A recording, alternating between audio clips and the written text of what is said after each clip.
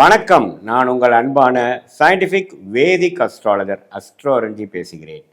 நல்லது நினைப்போம், நல்லதே நடக்கும். தனுசு ராசிக்காரர்களுக்கு ஆகஸ்ட் 2026 எத்தகைய ஒரு பலாபலன்கள் நிறைந்த ஒரு மாதமாக இருக்க போகுதுங்கிறது நம்ம சயின்டிஃபிக் வேதிக் அஸ்ட்ராலஜி முறையில் எதையும் மிகைப்படுத்தாமல் உள்ளது உள்ளவாறு நம்ம பார்க்க போகிறோம். இப்போ பார்த்தீங்கன்னா தனுசு ராசிக்கு 2026 எப்படி வருது, அதாவது ஆகஸ்ட் மாதம் எப்படி வருதுன்னு பார்க்கும் பொழுது, இப்போது ராசி அதிபதியே பார்த்தீங்கன்னா 8ஆம் இடத்துல இருக்கிறார், சனி 4ஆம் இடத்துல இருக்கிறார், அதே மாதிரி ராகு 3ஆம் இடத்திலும் கேது 9ஆம் இடத்திலும் இருக்கிறார். ஸோ நம்ம சயின்டிஃபிக்காக துல்லியமாக பரிகாரம் மூடநம்பிக்கைக்குள்ளெல்லாம் போகாமல் கரெக்டாக பார்க்கும் பொழுது எப்படி தெரியுதுன்னா, உங்களுடைய அந்த முக்கியமான ஒரு கிரகம் செவ்வாய் பார்த்தீங்கன்னா 7ஆம் இடத்துல ராஜயோகாதிபதி லக்னத்தையே பார்க்குறார், அதாவது ராசியவே பார்க்குறார். அதே சமயம் புதன் சூரியன் குரு 8ல் மறைஞ்சிருக்காங்க. ஸோ 8ல் புதனும் மறைஞ்சிட்டார், சூரியனும் மறைஞ்சிட்டார், குரு மறைஞ்சிட்டாருன்னா ஒரு மாதிரியான ஒரு அன்ஏர்ன் இன்கம், திடீர்னு நமக்கு ஒரு ஜாக்பாட் கிடைக்கிறது, நமக்கு வர வேண்டிய பணம் வருவது, போட்ட இன்வெஸ்ட்மெண்ட்டில் ரிட்டர்ன்ஸ் வர்றது, அது மாதிரி சில சாதகமான விஷயங்கள் கொடுக்கக்கூடிய அமைப்புகள் இருக்குது. ஏன்னா குரு 8ல், சூரியன் 8ல், புதன் 8ல் அப்படிங்கிறப்போ 7, 9ங்கிற பாக்கிய ஸ்தானாதிபதியும் கேந்திர ஸ்தானாதிபதியும் சேர்வதே ஒரு பாக்கியம், ஒரு யோகம். அவர் குருவோட சேரும் பொழுது இன்னுமே நல்ல ஒரு பலனை கிடைக்கும். ஸோ அதனால் இதோ வெளிநாடு சம்மந்தப்பட்ட விஷயங்கள், ஷேர் மார்க்கெட், அன்ஏர்ன் இன்கம், இது மாதிரி நீங்கள் போட்ட இன்வெஸ்ட்மெண்ட்டு, ஒரு மனைவி மூலமாக, கணவர் மூலமாக, உயில் மூலமாக, அது மாதிரி இனாமா நம்ம போய் வேலை உத்தியோகம் தொழிலில் சம்பாதிக்காமல் ஏதோ ஒரு இன்வெஸ்ட்மெண்ட் ரிலேட்டடான சில விஷயங்கள்லாம் நீங்கள் காத்திருந்தீங்க, வர வேண்டிய பணம் இருந்ததுன்னா கண்டிப்பாக பாசிட்டிவான ஒரு ரிசல்ட் இருக்குதுன்னு தெரிஞ்சுக்கணும். அதே சமயத்தில் ராஜயோகாதிபதி செவ்வாய் 7ஆம் இடத்துலேருந்து ராசியை பார்க்கறனால அந்த 7ஆம் இடங்கிற மனைவி ஸ்தானம், கணவர் ஸ்தானம், நண்பர்கள் ஸ்தானம், பங்குதார ஸ்தானத்தில் கொஞ்சம் கேர்ஃபுல்லாக இருக்கணும். நம்ம வீண் விவாதம் அதெல்லாம் பண்ணோம்னா கொஞ்சம் கருத்து வேறுபாடுகள், பிரச்சனைகள்லாம் வரக்கூடிய அமைப்புகள் இருக்குது. கொஞ்சம் பொறுமையாக போய்க்கக்கூடிய அமைப்புகள் ரொம்ப நல்லது. அதே சமயத்தில் சுக்கிரன் 10ஆம் இடத்துல இருக்கும் பொழுது வேலை தொழில் விஷயத்துக்கு நல்லது. ஆனால் சனி செவ்வாய் இருக்கிறனால கண்டிப்பாக தொழிலில் சில பிரச்சனைகள் வரக்கூடிய அமைப்புகள் வரலாம். ஏன்னா சுக்கிரனே தனுசு ராசிக்கு ஒரு சுமாரான கிரகம். அவர் செவ்வாய் சனி பார்வை பெற்று 10ல் வரும்பொழுது அந்த 6ஆம் வீட்டு அந்த வேலை, 8ஆம் வீட்டு வேலையை உங்களுக்கு 10ஆம் இடங்கிற தொழில் ஸ்தானத்தில் வரக்கூடிய அமைப்புகள் இருக்குது. அதனால் தொழில் விஷயங்கள் கொஞ்சம் கேர்ஃபுல்லாக இருங்க.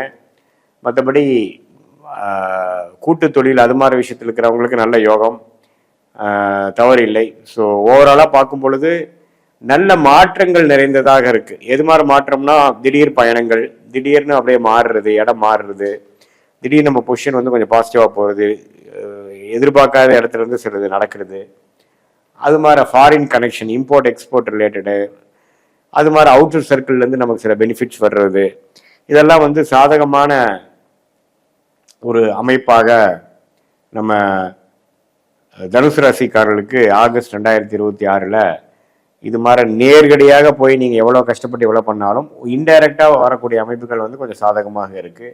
தொழில் அமைப்பில் கொஞ்சம் கேர்ஃபுல்லாக இருக்குங்க. ஹெல்த் ரொம்ப கேர்ஃபுல்லாக இருங்க. ஏன்னா 6ஆம் வீட்டு அதிபதியே சனி செவ்வாய் பாதிப்பில் இருக்கிறனால உடல் உபாதைகளுக்கு கொஞ்சம் கேர்ஃபுல்லாக ட்ரீட்மெண்ட் எடுங்க. அது அப்புறம் பார்த்துக்கலாம். அப்படி பண்ணாமல் கொஞ்சம் இறங்கணும், பார்த்தோமா பண்ணோமா அப்படிங்கிற மாதிரி கொஞ்சம் சுறுசுறுப்பாக, அப்புறம் நம்ம எந்திலுமே பெரிய கவனத்தை போடாமல், அஜாக்கிரதையாக இல்லாமல் கொஞ்சம் கவனமாக இருக்கணும்னு நினைக்கிறேன். ஏன்னா 6ஆம் இடம் என்று சொல்லப்படுகிற அந்த சுக்கிரனோட வீடு பாதிக்கப்பட்டிருக்கு. ஸோ அதனால் சனியின் பார்வையும் அவர் பெறுகிறார். அப்படிங்கிறதுனால மெயினான தனுசு ராசிக்காரங்கள் உடல் உபாதைகள் கொஞ்சம் பார்த்துக்குங்க, கேர்ஃபுல்லாக இருங்க, டோன்ட் டேக் இட் ஈஸி. மற்றபடி பார்த்தீங்கன்னா நான் சொன்ன மாதிரி திடீர் லாபங்கள் அது மாதிரி விஷயங்கள்லாம் இருக்குது. மனைவி மூலமாக இருக்குது, வெளிநாடு போகக்கூடிய அமைப்புகள் இருக்குது. அது மாதிரி விஷயங்கள்லாம் கொஞ்சம் நீங்கள் பண்ணியிருந்தீங்கன்னா அது கொஞ்சம் ஃபோக்கஸ் பண்ணுங்கள், நல்ல பெனிஃபிட்ஸ் வரும். அதே சமயத்தில் திருமண விஷயத்தை எதிர்பார்க்குறவங்களுக்கு திருமணம் ஆகக்கூடிய அமைப்புகள் இருக்குது. திருமணம் ஆனதுக்கப்புறம் வெளியூர் போகக்கூடிய அமைப்புகள் இருக்குது. குழந்தை பேர் எதிர்பார்க்குறவங்க குழந்தை பேர் வரக்கூடிய அமைப்புகள் இருக்குது. இது மாதிரி சில பாசிட்டிவான அமைப்புகள் நிறைந்த ஒரு மாதமாக ஆகஸ்ட் 2026 தனுசு ராசிக்காரர்களுக்கு அந்த குருவோட சேரக்கூடிய புதன்,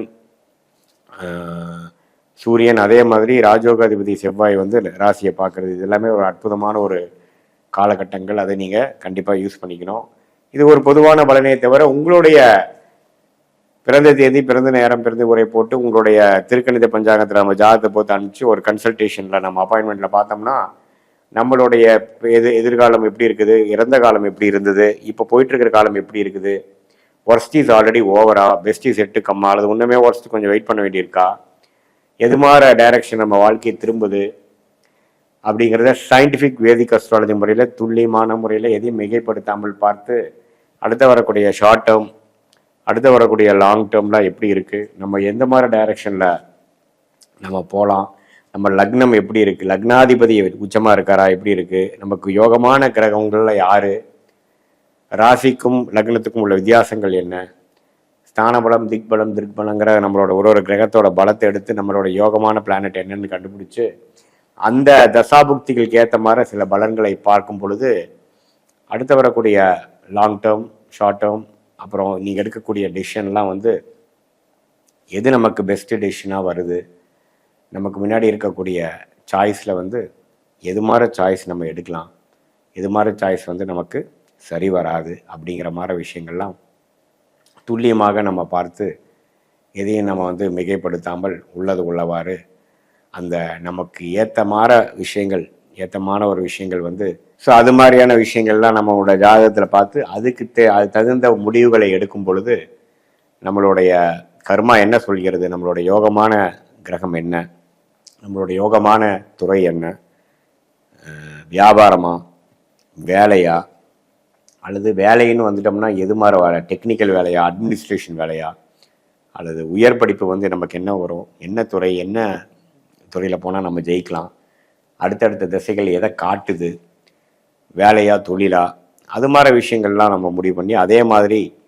கல்யாணங்கள் எப்போ நடக்க போகுது, நமக்கு எத்தகைய ஒரு கல்யாணம் நடக்க போகுது, நமக்கு லேட்டாக ஏர்லியா, எது மாதிரி வரன்னு நம்ம பார்க்கலாம், குழந்தை பேர் எப்படி இருக்குது, நம்மளுடைய அடுத்த வரக்கூடிய வம்சாவளிகள் எப்படி நம்ம பண்ண போகிறோம், பிளான் பண்ண போகிறோம், எப்போ நம்ம ரிட்டையர் ஆக போகிறோம், எப்போ நமக்கு கடன் அடைய போகுது, எப்போ நம்ம வம்பு வழக்கு பிரச்சனையிலேருந்து வரப்போகிறோம், எப்போ நம்ம செட்டில் ஆக போகிறோம், எப்போ நம்ம வெளிநாட்டில் இருந்தோம்னா வெளிநாட்டிலேருந்து எப்போ நம்ம உள்நாட்டுக்கு வர போகிறோம், அது மாதிரி அமைப்புகள் இருக்கா, அல்லது வெளிநாட்டிலே நம்ம வாழ போகிறோமா, எது மாதிரி ஒரு அமைப்பு நம்ம ஜாதகத்தில் இருக்குது அப்படிங்கிறதெல்லாம் சயின்டிஃபிக் வேதிக் அஸ்ட்ராலஜி முறையில் எந்த விதத்தையும் மிகைப்படுத்தாமல் உள்ளது உள்ளவாறு நம்ம பார்க்கும் பொழுது கண்டிப்பாக அடுத்து வரக்கூடிய காலகட்டங்கள் அதுக்கு தகுந்த மாதிரி ஒரு முடிவுகளை எடுத்து அதுக்கு தகுந்த மாதிரி வாழ்க்கை சம்பவங்களை நீங்களே அமைச்சிக்கலாம். அதாவது எது மாதிரி விஷயங்கள் எப்போ நடக்குங்கிறது தெரிஞ்சால் அதுக்கு தகுந்த மாதிரி நீங்கள் டைம்லைன்ஸுக்காக வெயிட் பண்ணுறது. சில நேரத்தில் பார்த்திங்கன்னா எவ்வளோ தூரம் நம்ம முயற்சி பண்ணாலும் ஒன்றும் நடக்காது சரியா. சில நேரத்தில் நம்ம எதிரே பார்க்க மாட்டோம், அது டக்குன்னு நடந்துடும். ஸ்ரீ குபேரன் டிவியை பார்த்தமைக்கு நன்றிகள். மேலும் இது போன்ற தகவல்களை தெரிந்து கொள்ள ஸ்ரீ குபேரன் டிவியை சப்ஸ்கிரைப் செய்யுங்கள். மறக்காமல் பெல் ஐக்கானை கிளிக் செய்யுங்கள்.